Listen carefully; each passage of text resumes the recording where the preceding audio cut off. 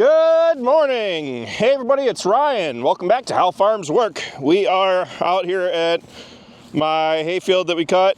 I'm having a look to see how it's drying. Yesterday I came through in our previous video and I tedded all the hay out. We've got the pasture cut down, which is all grass. We've got this 11 acres cut down, and then we've also got the strips out by the buildings, which are all on the same farm. Everything's cut down, so we're gonna make what we have here on this farm today, and hopefully it makes some good feed. We've still got, we're probably less than halfway done with first cut after we're done with this farm. So we've got a lot of hay to cut yet, but we want to get this all made before the rain starts. They moved the rain up to tomorrow afternoon, about mid-afternoon, so I'm hoping that we can have all the bales hauled in and wrapped by then. So I'm gonna go out. I have the 7600 hooked on to the Rhino-Ag RDF 14 wheel rake. We're gonna go through, start with the pasture, rake that up. I assume Travis will probably start baling here around noon, and that gives it more ample time to dry. The wind's blowing pretty good. It's been rather cold, so the drying conditions have not been optimal, but we did come through and ted all this out, so I think that'll really get the hay drying down, and it should make some good feed once we get it all baled. So just out here having a look to see if I notice any real wet spots, and to see if I need to hold off on raking, which I don't think I do. So at this point, after we tedded it out, there aren't going to be any big dry, wet lumps, but underneath it is retaining a little bit of moisture. So what you'll get when you go through and you cut the hay down and it's laying in windrows is that, especially since it's been so wet, what was underneath the windrow was still wet. And when I came through and tedded it, you could definitely see where the ground was still wet from the windrow. I had tedded it out, and that allows that moisture that's still sitting on top of the soil to dry up, and that can retain a lot of moisture in the windrow. So if you cut hay down and you just leave it sit in windrows, if you aren't planning on, especially with first crop because it's so dense, if you aren't planning on making it wet, you'll want to go through with at least like our single row rake and just flip the hay over, because that'll expose that underside. It'll move the row over and allow the ground to breathe and allow the underside of the windrow to breathe. And usually that makes some pretty good stuff. But we're trying to do it in mass because we are running a little bit behind on first cutting because it's been so wet. We haven't had a chance to cut anything. This is the first opportunity that we've had, that anybody in our area has had, to make any hay and not get it rained on, because the most recent stuff that people did cut, that was cut the day before what we did get rained on. So hopefully we can still make some pretty good dry feed for first cutting, and then maybe on second and third we can make some wet stuff. But I want the majority of my feed dry because you're dealing with less moisture. First cutting is a lot more dense, so if you can make it dry, you'll get fewer bales, less transport, less time that you're investing into moving the bales in. Whereas with later cuttings, you can make it wet and you'll have less density, so the increase in bale numbers kind of counteracts itself. So let's go waste some time, hop in the tractor. We're gonna start with raking the grass. That's probably most ready to go. That's gonna be the first stuff that I want Travis to bale. Dad is gonna be in the Deere skid steer. He's probably gonna go out to the big pasture and start moving the bales over into the Klein pasture across the gate. That way we don't have to take the bale mover out there repeatedly. It'll save us a lot of time when we start moving in with the bale carrier and the flatbed. Today is day 3 of trying to kill my GoPro. So if you go back into our last 2 videos where we were cutting hay, I ran it over with the hay bind. Yesterday with the tedder, I strapped it onto the wings to try to launch it to the moon. That didn't work. I'm not too sure what I can put it on the rake. Although I'm pretty sure I can come up with a couple ideas, so stay tuned to see what I figure out here. Let's get started. I'm still seeing quite a few wet spots in the grass here, even though it was tedded. This stuff is pretty thick.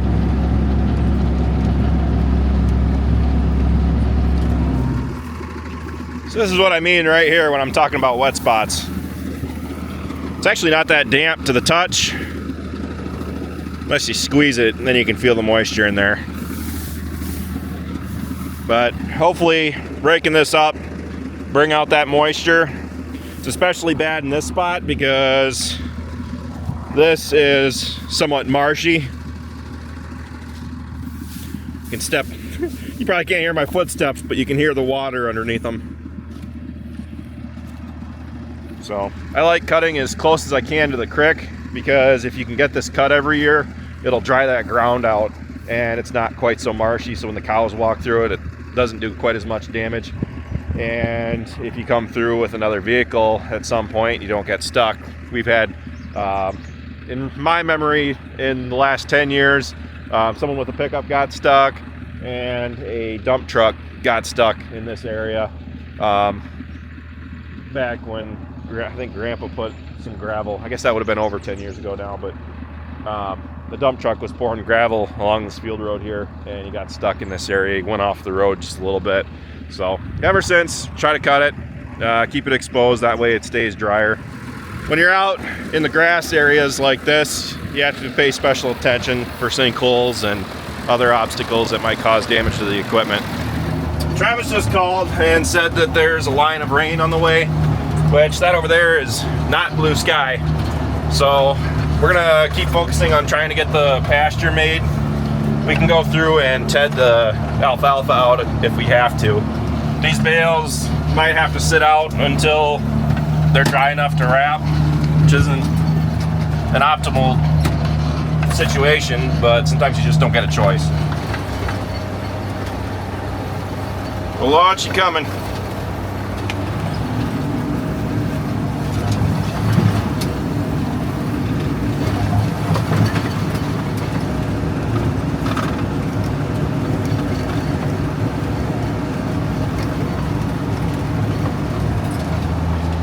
That's a solid wall of rain right there. I think we're pretty well screwed. If he can at least get this hillside baled, I'll feel a little bit better.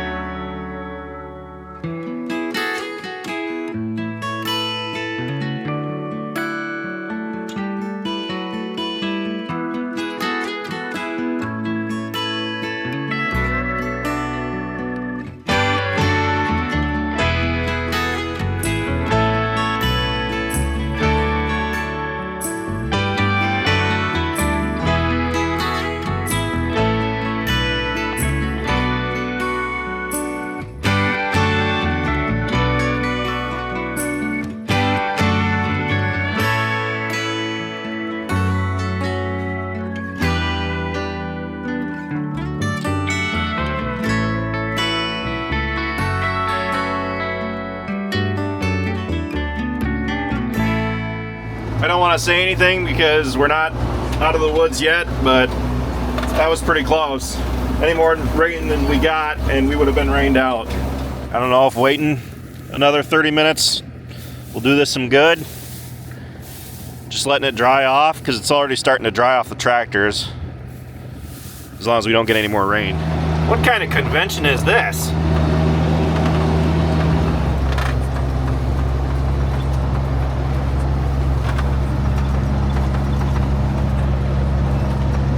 Well, I can't say that it wasn't worth it to do the big pasture, because that's just off what 3 hillsides? So that's at least a week's worth of feed. Since the rain hasn't really kept us out of the field, we're going to swing in and check on the 11 acres. Right now I'm planning on raking it and baling it, because for how dry this stuff is yet, it's not holding us out. So I just want to hop out and make sure that the alfalfa didn't get more moisture or something, just to make sure that it's not going to be nasty feed.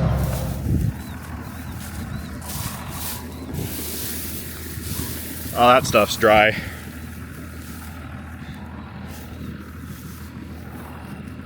Let's keep going.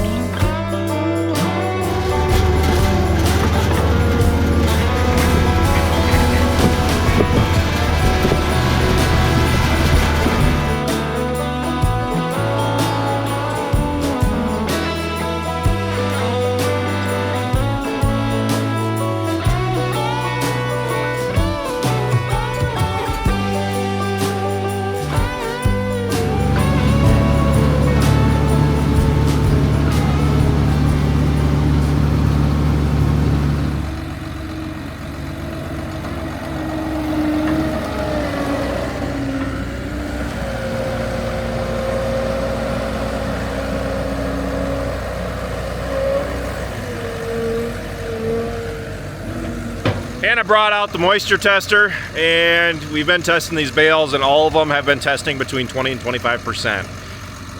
Ideally, you want under 20 or over 35% moisture.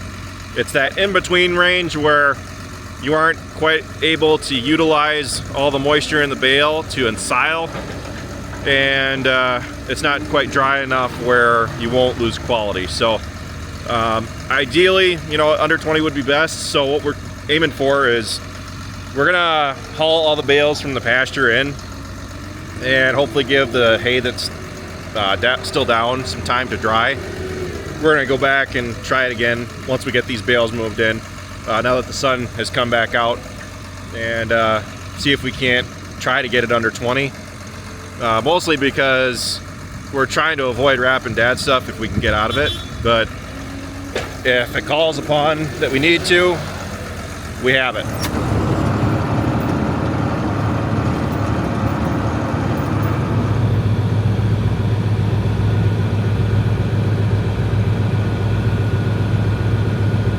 I've got my wrapper all set up. So in case you missed it in a previous video, I actually just bought that. So that's a permanent fixture on the farm. And I don't think I'm going to regret that for a second because I can't go back to not wrapping. So we just brought back the last load for the night. We finished raking and baling. We went out to the 11 acres to get the equipment. So I figured I'd bring a load back with the 46. So Hannah's going to run me back out to grab my truck. I'm going to unload these quick. And then tomorrow in our next video, we're going to go back out, start hauling our bales in, and then we're going to wrap them. So be sure to stay tuned for that video when that drops. The weather this morning really had me stressed. What the forecast was saying, we pretty much weren't going to have a chance to get it made if it got rained on earlier. But now they're saying that there's no more rain in the forecast for like the next 5 days. But I've fallen for that one before, and I'm not going to fall for it again. So Travis is thinking about going out tomorrow and cutting another round of hay. So then that way in a few days, if the forecast holds true, we can make it. So anyway, that's pretty much it for this video, guys. Thanks for watching. Be sure to check out all of our other videos. Be sure to like, comment, and subscribe. And be sure to follow us on Facebook, Instagram, TikTok, and Snapchat. All how farms work. And with that, I'll see you next time.